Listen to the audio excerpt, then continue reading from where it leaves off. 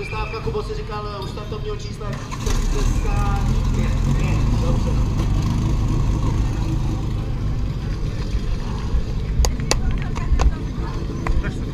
Tak, Ruskouce.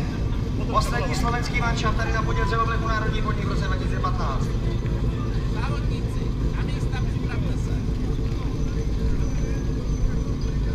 Pozor! Tak je štakováno.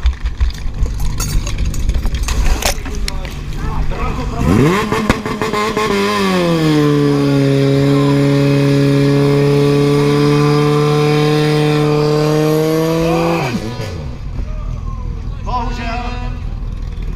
Tam byly problémy. Tak doufejme, že tam také ještě nikomu nic nestalo. Každopádně aspoň vidíte, proč tam ty zábrany jsou. Tak, pokus samozřejmě vyhlášen jako Neplatný. platný. Tak a budeme tady pokračovat. Vracíme se zpět na